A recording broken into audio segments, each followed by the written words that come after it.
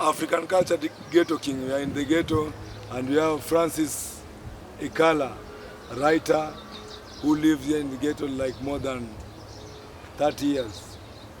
Can you tell us about our culture, independence, and today we are celebrating 61st Independent Days. Can you tell us a short story about our culture, Unajua, celebration? Our first independence was celebrated immediately we get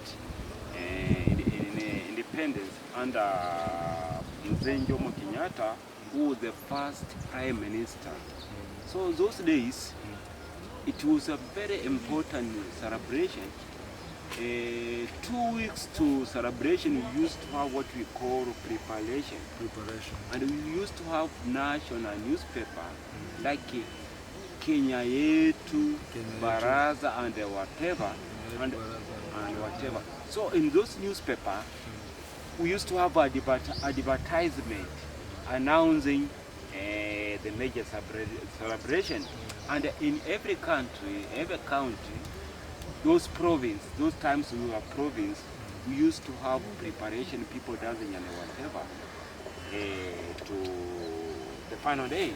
So the final day used to be held at Uhuru Park, whereby all freedom fighters, Uchengo Oneko, Paul Ongei, Jaramogi Oginga, they would just go there and they gather and share ideas. They will tell people about the importance of independence, which is self-determination, self-reliance. And that time people will, everybody flag, they will cheer, and every shop will have a flag. That's what people used to do. And then Kenyatta used to tell people, Uhuru na kazi, work in order to get, and people used to work. And Uhuru na kazi, and people were happy. Kenya were happy. It was like miracles flowing, and people used to have traditional drink, whatever, and they dance. Then as we go on, we used to celebrate without any problem, and the major events will be broadcast, and every newspaper will be having whatever is happening. So after the days of Mzee Jomo Kenyatta in 1978, Mzee Jomo Mzee Moi took over. And he promised Kenyans that we will have Nyayo, we will follow what Kenyatta used to do, and Moi used to do that. He formed the Kano Youth for Kano with red shirt, and during such a day, they will mobilize people to put on flag and celebrate. And that used to be. And the people like those, like the late Professor Azaki Mori, composed a song, Kenya inchi yangu, Fimbo ya Nyayo. And people used to do that. Even university you used to celebrate, and that was the time of Moi. Even young schools you used to celebrate, and every province will have a celebration under provincial commission, and people will just go there. So it goes on. After Moi, Kibaki took over. Kibaki took over, and then Kibaki start scattering things. Then it comes a new constitution, which Moi was opposing. It was not good. Then under new constitution, they say the national celebration should be moving to every province, and they forgot we are supposed to have every country. We are supposed to have major events in the city. Where we get independence. The same place is where you are supposed to mark celebration, like where all over the world, like in America, in European countries, they mark at where they get the events. Like in Uhuru Park, or Uhuru Garden, but not what is happening right now. So right now, our leaders right now, they have forgotten the difference between political events and independence events. Celebration is not a place to go and start talking about parties or whatever, but we are supposed to tell Kenyans what we have achieved, where we are coming from and going. but not what is happening right now. So after Kibaki, when we start moving there, and there, Uhuru took over, and during Uhuru, things become worst. People forget about the meaning of independence. People refuse to attend. There is no flag. It's only now government building which only holds a flag and the administration center, which is very wrong.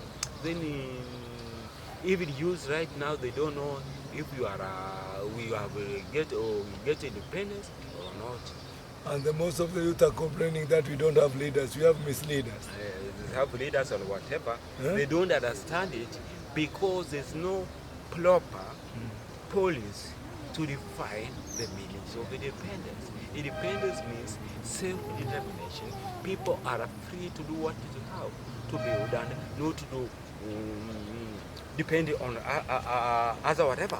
So after Uhuru, now it is now Ruto. This is the second event which right now we don't know if it being celebrated today or not, because there's no flag, there was no official announcement in the newspapers, there's no advertisement, because those days during the time of Kenyatta, you used to have a pull-out of a full newspaper, free pull-out, defining independence, where we come from and where we're going, and the people who fight for it. Even during the time of Moi, we used to have national newspaper, Kenya Times, the other papers which used to give us pull-out. Like today in Standard, there's nothing like that. There's nothing like that. If you go through Standard today, you can't find something like that. There's nothing there. We used to have it. Then so it's a different culture. Kibaki is the one who destroyed everything. During the Kibaki, there was no national paper, and Kenya is the only country in the world without a national paper. In Uganda, we have New Vision. Kenya is the country without national paper. National paper. In Uganda? In Uganda, we have New Vision. In Tanzania, we have Tanzania. In New York, we have New York Times. And we have Chicago Mirror. We have all. We are supposed to have a paper, national paper, to define a country policy and their own business, what they are doing, like China Daily. We have a national paper. But in Kenya, even national TV, it has been reduced to nothing. Even though Ruto is trying to make it strong, but Kenya should have national paper to define national events and used to understand it. And they should go backward. Because during the time of Kenyatta and Moi and Kibaki,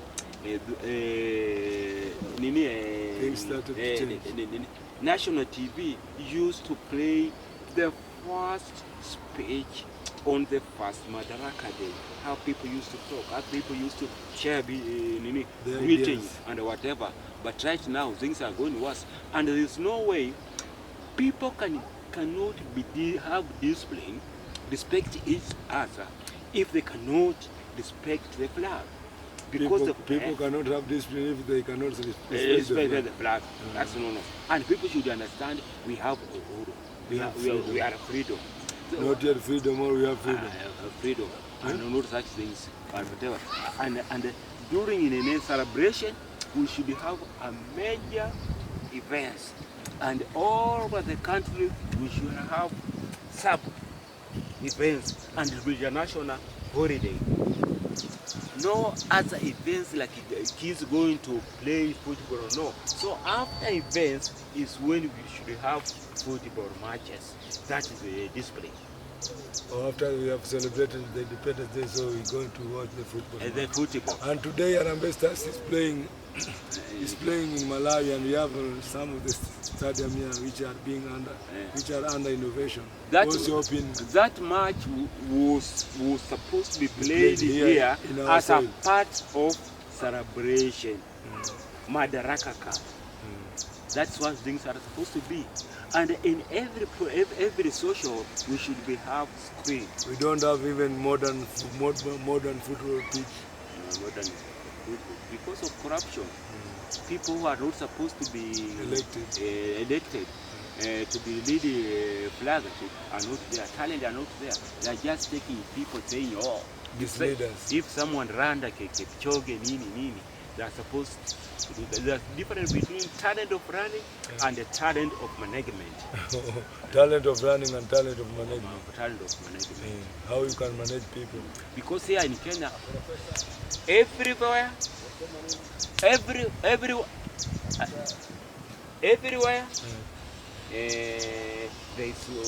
lot of football like in line Saba, whereby there are a lot of football groups, but there's no team.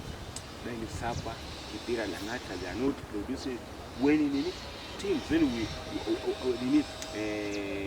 we ask ourselves, are those teams training criminals or footballers? When they are training people at night, they beat people, they box people, they are training football. Yeah, they are footballers. Because we should have football there. And the people are training them, are they qualified? How can Mzungu come from America, tourist, and pick someone and told him, can you start training people? And that money is being paid. Mzungu is going to make money, and it's not. There's exploitation in the ghetto. It's exploitation. Today in kids should be dancing to whatever there. So after that, after watching events, they can play football, and the winning team should be given a gift. That's how things are supposed to be. So you say most of the people are from abroad. They come to exploit people. In the touristic. In fact, there are some who are now dancing. The young get dancers. Now that one has been banned. It's no longer there. You say they come if they see you are dancing, they take you, they marry you. Yeah, they just marry you. So if there is any job, we need to have serious NGO, by Kenyans, with Kenya policy for Africans. By African for Africans. For Africans, like Shofko, like Amref, which now behaving like Africa. Amref was founded here. That one is good. It's now transforming the slum, training people, nurses and whatever. Even they have a university. Shofko is here. We have now clean water. We have hospitals. It's paying school fee for youth. So you need serious people who can come and uplift the life of the ghetto people. And empower the ghetto people. Ghetto people. Kenya ghetto should not be a laboratory where people come and they need and experiment with their things. Like this carrying toilet. That toilet. There are some people who come and harvest here. They harvest. Laboratories. They harvest human waste. We can't trust such toilet because if you are working with that, then your life will be short because there's not medical. Just carry it. What's your opinion of those people who come and harvest waste here in the ghetto? What should be done? They should do first laboratory research, come out with results. Then also Kenyans to do results. Then we ask ourselves, 60 years, 1 year after independence, we should have good toilet, clean water. How's with the running water? What the government is doing there? But don't people come and harvest whatever. They harvest waste here in the ghetto. No. That's bad. And we are still celebrating that we are independent. No, that's the kind of independence. Jaramongi photo. That's why you not yet freedom. Not it or horror. What's the name of that company which come and harvest here waste here in the ghetto? Forget about it. I heard it's called Fresh or whatever. Fresh toilet. How can you just come here in the ghetto to harvest toilet and you're claiming that we are still independent? I can't go in such a toilet. I better use flying toilet than using that toilet. That thing. People have never been to school and say, oh, they're doing this. Every day school. Every week they come, they harvest. We also want to have another serious network. Like right now, there was a young man who had about 500 wazungu, 400 huko DC. It's on a network. So things need to be changed during Uhuru, whereby people should be given freedom to have free drink, Baratina, every tribe should have busa, and at affordable price.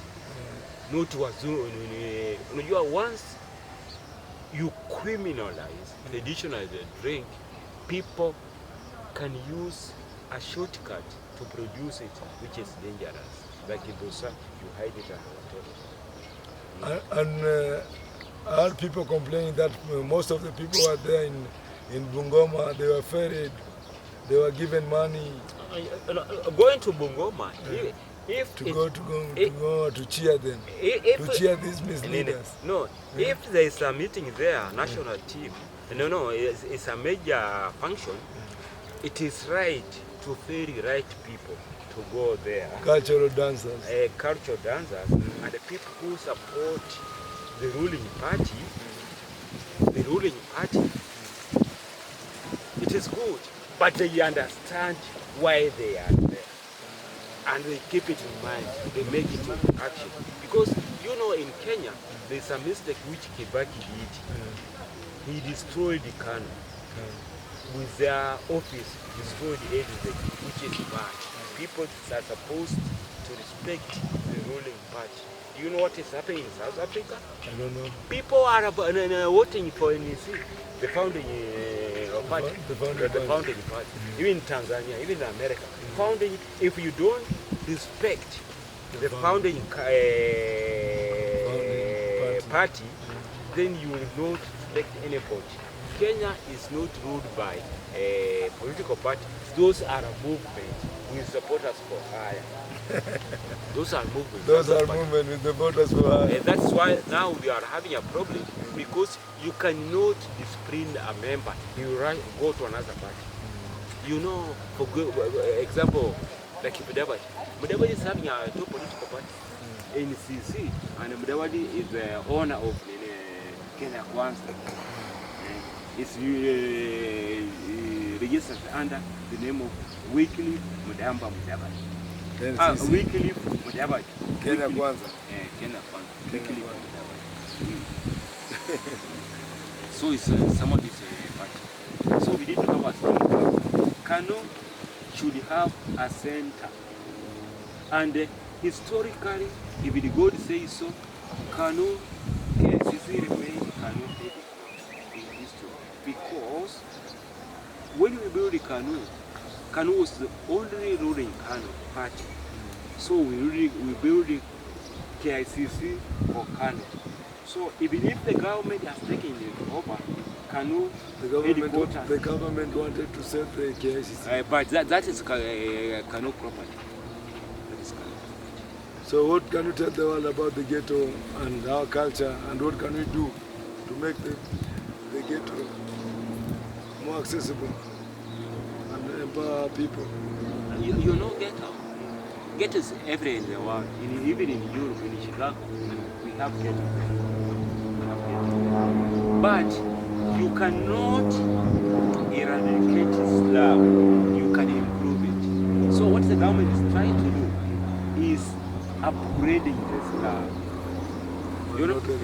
Upgrade it. So if you upgrade it, people will just improve and do whatever. But people of Islam should be also appreciate what the government is doing. There was someone who did a railway upgrading. In his report, he said, people of Kibera and other slums, they are like pigs. They come and nguruwe. They're like pigs. Ukiwapeleka mahali, if you take them to clean place, they don't want it. They will return it there. Even they don't know how to use the toilet. If you give them a toilet, they will still also use flying toilet and they dump it into bucket, which are supposed to pack. The only way you are supposed to give them time to understand new environment. That is why you can see people are now back to railway. doing business and they are being given it. Yeah. So they want to have people, tough people like Raila and Ruto, so that they can force them to do what they need to do. That is why they are being forced to pay for new housing. Thank you very much. Thank you very much for your opinion. And I hope next time we'll meet. We'll meet. Thank you, Professor. Yeah. Your last word, Professor. We say together we move. Together we move. Together we move. Like Kenyans. But remember, we are at 61 and we are supposed to know where we are coming from and where we are going. Let us forget our past and work together to build a strong Kenya. African culture, Ghetto King. Make sure subscribe, like and share and support Ghetto people. Thank you very much. Kenya at 60 years. Yeah.